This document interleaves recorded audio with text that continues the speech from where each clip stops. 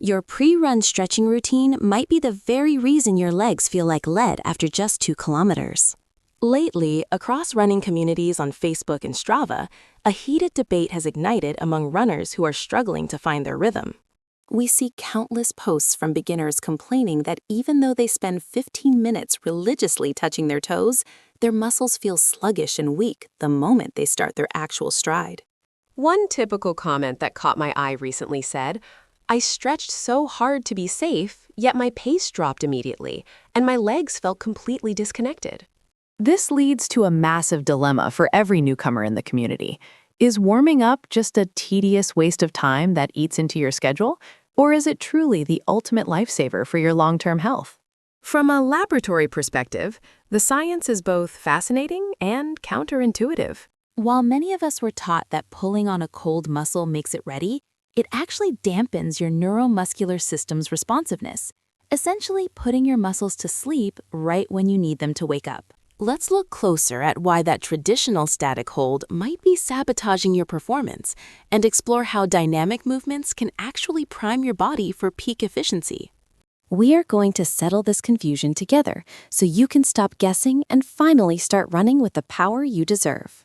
Why is it that so many of us still default to touching our toes and holding that long stretch before a big run? It is a classic move, but when we step into the lab, the data tells a completely different story. Many runners in the online community are constantly debating this, with one popular comment recently stating that they feel loose after static stretching, so it must be the right way to start. However, let us take a much closer look at what is actually happening to your muscle fibers under the microscope. Think of your muscles like high-performance springs. When you perform a long, static stretch before the engine is even warm, you are essentially overextending that spring, causing it to lose its vital elastic recoil. This leads to what we call the sleeping muscle phenomenon. Your neuromuscular system, which serves as the command center for every stride, starts to dial down its intensity and firing rate.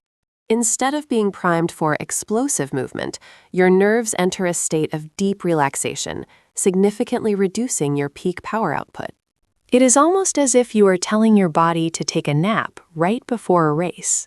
We need to stop thinking of static stretching as a universal preparation tool and start seeing it for what it truly is, a signal for recovery and cooling down, not a trigger for high-level performance. Now, you have probably heard the classic minimalist argument, where people say, "Why waste time since I can just jog the first kilometer slowly to wake up my legs?" Check the comment section of any running forum, and you will see netizens debating this fiercely. One popular comment often reads that I have run for 10 years just by starting slow, and I am perfectly fine. But then comes our tech-savvy runner pointing at their watch with a smirk. They are not just looking at pace, but they are looking at heart rate variability, or HRV. You see, when you skip a dynamic warm-up and jump straight into a slow jog, your nervous system is essentially being yanked out of bed without coffee. From a lab perspective, the data is undeniable. Static stretching before your run can actually dampen your explosive power and reduce overall performance because it overly relaxes the muscles we need to be sprinty and reactive. Instead, dynamic movements like leg kicks and high knees act like a high-speed system reboot. They prime your neuromuscular pathways, ensuring your brain and muscles are speaking the same language before your feet even hit the pavement. It is the absolute difference between a cold engine struggling to turn over and a finely tuned machine ready to accelerate smoothly from the very first stride. Now, let's look at what actually happens inside a professional marathoner's body during those crucial 10 minutes before the clock starts. You might be wondering, is it really worth the time when you're already on a tight schedule? On various running forums, you'll see netizens debating fiercely, with many claiming that a quick jog is enough. However, the science of neuromuscular activation tells a different story. Think of your nervous system as a complex electrical grid. If you jump straight into a sprint, you're essentially blowing a fuse. This is where the 10-minute awakening routine comes in. Instead of static poses that tell your muscles to go to sleep, pros utilize dynamic patterns like leg kicks and high knee raises. These aren't just exercises, they are specific signals that fire up the communication between your brain and your limbs. When you perform these active movements, you are increasing blood flow and core temperature while simultaneously sharpening your reflexes. For the busy runner, optimizing this window isn't about adding more work. It's about ensuring that when your foot hits the pavement, your muscles are already in a state of peak readiness. It's the difference between a sluggish start and a high-performance launch, proving that preparation is never a waste of time. Now that we have established the theoretical foundation, it is time to put those joints into active motion with our track coach leading the way. Let us dive directly into the first of our 5 dynamic pillars, the leg kicks. You have likely seen athletes at the starting line swinging their legs like pendulums, but there is a refined science to this that goes beyond simple movement. We are not just throwing limbs around, we are performing what experts call dynamic elongation. As our coach demonstrates, keep your core braced and swing the leg forward and backward with controlled intensity. Why is this superior? Our biomechanics expert points out that this movement specifically targets the functional range of motion you will actually utilize while at full stride. Unlike a static hold that can dampen your muscles' elastic recoil, these kicks keep the tendons taut and ready to snap back like a high-tension spring. Moving smoothly into our second exercise, we have high knee raises. There is always a lot of chatter in the running community about this one. You might be wondering about the heated debates on fitness forums, where one netizen recently commented that their hips feel like they are clicking during this drill. Our expert explains that this is exactly why we perform them, to identify and resolve minor misalignments before they become injuries. High knees serve as a critical neurological wake-up call. We are stimulating the hip flexors and the psoas, forcing the neuromuscular system to coordinate the lift and the landing with precision. It is all about the rate of force development. We are teaching the brain to fire those motor units rapidly. When you see a runner struggling with heavy legs late in a race, it is often because their neuromuscular efficiency was never properly primed. Next, we transition into butt kicks, but we must focus on the quick pull-up from the hamstring, rather than just hitting the glutes. This activates the antagonist-antagonist loop, where the quadriceps are forced to dynamically lengthen while the hamstrings contract. This prevents the braking effect that occurs when muscles are too tight to allow a fluid cycle. Our fourth movement, the lateral lunge, addresses a common oversight. You might ask why a forward-moving runner needs lateral work. As one online runner aptly put it, my knee pain vanished once I started moving sideways. They are right on the money. Lateral lunges activate the gluteus medius, the primary stabilizer for your knees, ensuring your legs do not collapse inward upon impact. Finally, we round out the routine with walking lunges with a torso twist. Most runners forget that the upper body dictates the lower body's efficiency.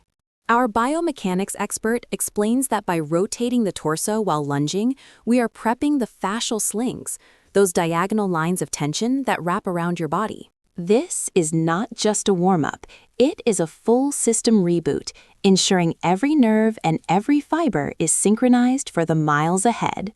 Now that your heart rate is gradually returning to its baseline and your shoes are caked in the dust of the road, we reach the moment most runners unfortunately skip, yet it is arguably the most critical phase for your physical longevity.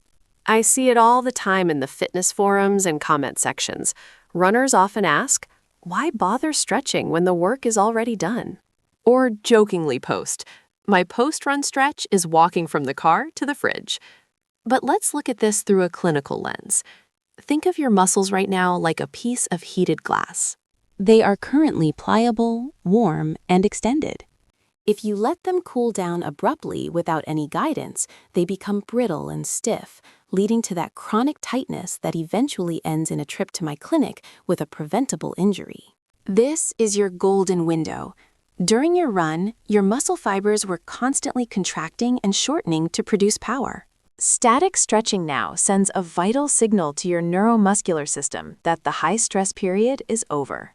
By holding a stretch for at least 30 seconds, we trigger a relaxation response that restores the muscle to its natural resting length. Let's walk through the 5 essentials together. First, we have the standing quad stretch. Grab your ankle and keep your knees aligned. Feel that tension melt away from the front of your thigh. Next, move to the hamstring stretch. Whether you prop your heel up or reach for your toes, do it with the intention of lengthening the back of your leg. We cannot forget the calf stretch against a wall. These muscles took the brunt of every single stride, and they are likely the tightest part of your kinetic chain right now. Follow this with a deep glute stretch to unlock the hips that have been stabilizing your entire frame. Finally, finish with a hip flexor stretch. These muscles were responsible for every knee drive during your run, and they deserve to be elongated. Medicines often debate whether this prevents soreness, but from a lab perspective, the real victory here is maintaining your range of motion. If you ignore this today, your stride tomorrow will be shorter, your power output will be lower, and your risk of injury will skyrocket. You didn't just run to finish this single session. You ran so that you could keep running for years to come. Looking back at my own journey over the last 5 years, I have to admit, I was that person who thought they were invincible. I skipped the prep and ignored the cooldown, and let me tell you, the consequences were far from invisible. My shins often felt like they were on fire, and my knees started making noises that no joint should ever make. It is a common sentiment you see in running groups online, where netizens often joke that stretching is just an optional extra for those with too much time. One popular comment I recently across said, "Why waste 10 minutes on a warm-up when I could be hitting the pavement already?" But that mindset is exactly what leads to the lab-verified performance drop we have been analyzing. When we perform static stretches on cold muscles before a run, we are essentially over-lengthening a rubber band before trying to snap it back, which significantly weakens our explosive power and neuromuscular response. On the flip side, those dynamic kicks and high knees we practiced act as the essential neurological alarm clock your body needs to fire up the system safely. So, as we wrap up this guide, let us lock in the golden rule that will preserve your longevity.